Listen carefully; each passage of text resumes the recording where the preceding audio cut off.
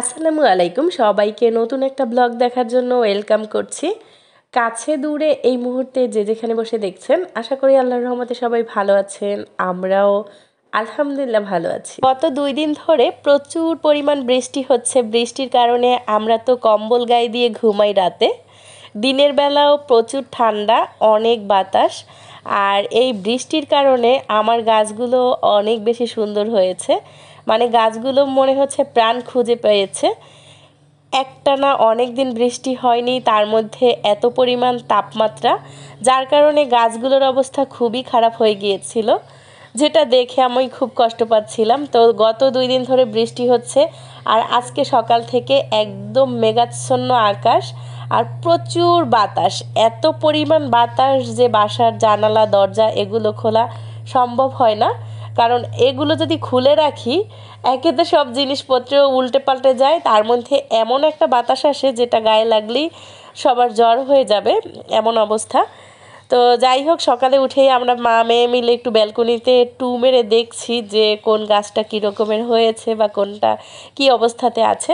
আর এখানে দেখেন ঘরের মধ্যে যে গাছটা ছিল সেটা আমি একটু ব্যালকনিতে রেখেছি।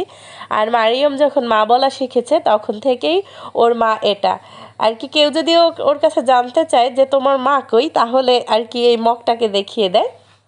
এখানে আমার একটা পিকচার আছে, তাই ও মনে করে এটাই ওর মা। তো মারিয়ম আলহামদুলিল্লাহ এখন মোটামুটি সব কথাই বলতে পারে, মানে যেটা বলি সেটাই রিপিট করতে পারে।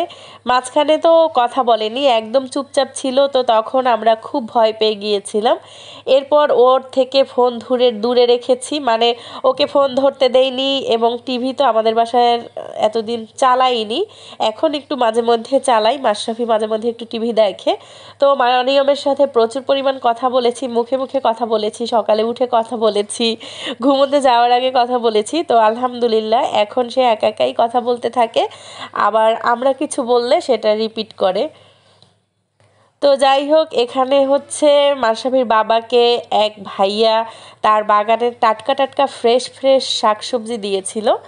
তো শাকসবজিগুলো রাতে এনেছিল, শাকগুলো একটু নেতিয়ে পড়েছে। সকালবেলা এখন মারিয়ামের জন্য খিচুড়ি রান্না করব। এখান থেকে আমি পটল নিয়েছি, আলু নিয়েছি, আর এর মধ্যে লাউ শাক দেব। তো এই দিয়েই আজকে মারিয়ামের জন্য খিচুড়িটা রান্না করব। তো মারিয়াম আজকে আগেই উঠে গিয়েছে, কয়েকদিন ধরেই তো মারিয়ামকে খিচুড়ি খাওয়াচ্ছি।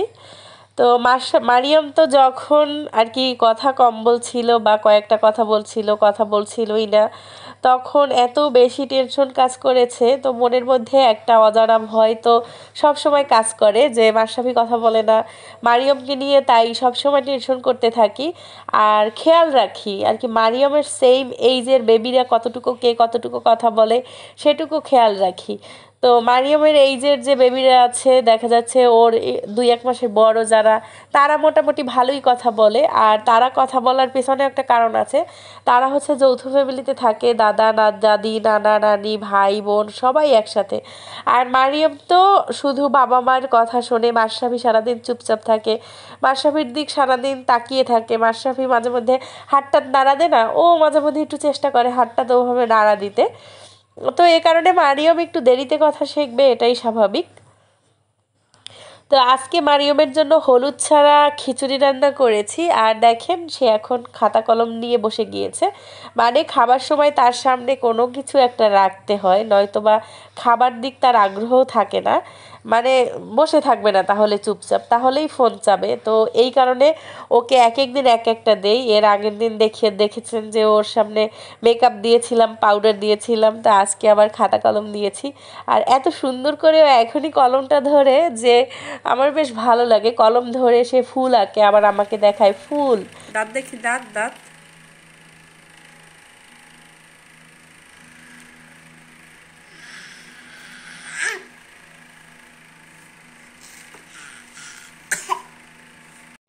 খাবার সময় আমি ওকে বলছিলাম যে একটু দাঁত দেখাও তো, তো সে এভাবেই অনেকক্ষণ হাঁ করেছিল।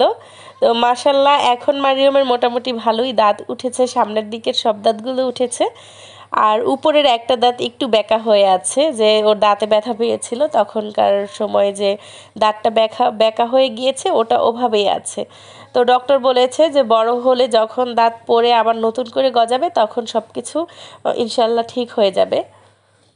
তো এদিকে দেখেন দুপুরবেলা আজকে আমার রান্নাবান্না করতে একটু সময় বেশি লেগেছে আর কি, দেরি বেশি হয়ে গিয়েছে। তো তার মধ্যে আবার নিয়ে এসেছে মাছ।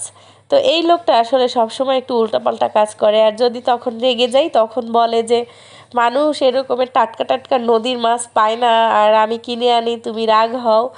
তো রাগ হই না আসলে, মাঝে মধ্যে দেখা যাচ্ছে কাজের চাপ অতিরিক্ত থাকে আর নিজের শরীরও মাঝে মধ্যে ভালো লাগে না, তখন একটু রেগে যাই। আর হচ্ছে খালা তো অনেক দিন ধরেই আসে না, মানে কতদিন ধরে আসে না, প্রায় 10-12 দিন হয়ে গিয়েছে সে আসে না। এখন সব কিছু আমার নিজেরই করতে হয়। তো সকালবেলা মাসাবির বাবা বাজারে গিয়েছিল, সে বাহির থেকে নাস্তা খেয়ে এসেছে। আর মারিয়াম তো খিচুড়ি খেয়েছে, মাসাবি ভাত খাবে। তো একার জন্য ভাবলাম একটু গোলা রুটি বানিয়ে নেই। তো এখানে আমি 3টা গোলা রুটি বানিয়ে নিয়েছি, একটু চিনি ছাড়া চা বানিয়ে নিয়েছি। এই হচ্ছে আমার ব্রেকফাস্ট। তো মাথার মধ্যে অনেকগুলো কাজের চাপ, তার মধ্যে ঠিকঠাক মতো নিজের খাওয়া দাওয়াও হয় না। খালা তো অনেক দিন ধরেই আসে না, ভেবেছিলাম নতুন কাউকে রাখবো, কিন্তু যেটা হয়েছে যে আমি তো এতদিন একটা না এই কাজগুলো সব একসাথে করিনি, এখন মোটামুটি কয়েকদিন ধরে করছি, সব কিছু একটা গুছে চলে এসেছে। আর আমি যখন কাজ করা শুরু করেছি বাসার কাজগুলো, বিশ্বাস করেন আমার এত কষ্ট লেগেছে যে যেই কর্নারে আমি ঝাড়ু দিতে যাই সেইখানে ময়লা, সারা বাড়ি ময়লা। তারপর হচ্ছে ফার্নিচারের উপরে তো একদম চর পড়ে গিয়েছে। সব কিছু ক্লিন করেছি, যখন যখন নিজের হাতে সব কিছু ক্লিন করি তখন চারোদিকে তাকাতেই ভালো লাগে, একদম চকচক করে সব কিছু। আর বিশেষ করে যখন আমি ঘর মুছতে যাই তখন আমার বেশ ভালো লাগে। এমনিতে তো এক্সারসাইজের সময় হয় না বা বাহিরে গিয়ে এক্সারসাইজ করতে পারি না, তো বাসায় বসে আমি বেশ আরামসে এই কাজগুলো করে নিতে পারি। আর এতে করে আমার অনেক উপকার হয়, আমার অনেক হালকা হালকা লাগে। আর যখন ঘর মুছি তখন কিন্তু পেটের মেদবুড়ি কমে। তো এই কারণে চাচ্ছি না যে খালাকে আবার নিতে বা নতুন কোনো খালাকে নিতে। জানি না কতদিন পারবো, সুস্থ কতদিন থাকবো, সুস্থ থাকলে নিজের কাজ আমি নিজেই করতে পারবো। তো এদিকে দেখেন আমি মাছ কাটতেছিলাম, আমার রাগ দেখে তারা বাপ মেয়ে ছেলে সবাই এক এক জায়গায় এসে বসে আছে। আর এখানে আমার বোনের সাথে ভিডিও কলে কথা বলতেছিল। আর মারিয়াম কি করে দেখেন, কবুতর একটা ধরে নিয়ে এসে তার বাবাকে ভয় দেখায়, আর মাশরাফিকে তো সবসময় ভয় দেখায়। মাশরাফি শুয়ে থাকে, ও কোথা থেকে কবুতরটা ধরে আনে মাশরাফির গায়ে দিয়ে দেয়, মাশরাফি তো চিৎকার মেরে উঠে দৌড় দেয়, মানে মাশরাফি এই কবুতরটাকে প্রচুর পরিমাণ ভয় পায়। তো এরপরে দেখেন তার বাবার মাথায় এনে রাখে বারবার, আর মাথায় থাকে না দেখে তাকে ধরে মারে আর কি, এত বেশি দুষ্টমি করে ইদানিং সে। তো রান্না বান্নাও আজকে তো মাছ কেটে ধুয়ে নিয়েছি, এখন মাছ ভুনা করব। আর এখানে হচ্ছে ঝিঙ্গাটাকে চিংড়ি মাছ দিয়ে রান্না করব। গুঁড়ো মাছের মধ্যে কিছু চিংড়ি মাছ ছিল, সেই চিংড়ি মাছ দিয়ে ঝিঙ্গাটাকে রান্না করব। এখানে দেখেন একদম ফ্রেশ টাটকা টাটকা লাউ শাক। কালকে যখন লাউ শাকটা নিয়ে এসেছিল বলেছিলাম যে ট্যাংরা মাছ দিয়ে এই লাউ শাকটা আমার ঝোল ঝোল খেতে মনে চাচ্ছে। তো সকালবেলা লাউ শাক নিয়ে এসেছে। তো এদিকে ওর বাবা মারিয়ামকে গোসল করিয়ে দিয়েছে, আমি এসেছিলাম মারিয়ামকে জামা পরাতে।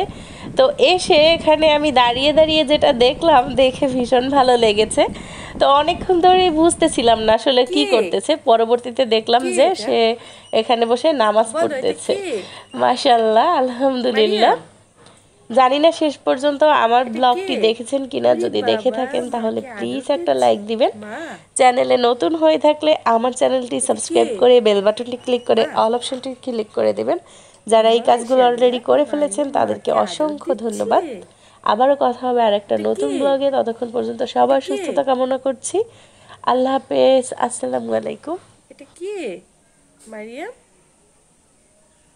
ওটা কে? এটা কে? এটা কে বলো? এটা কে?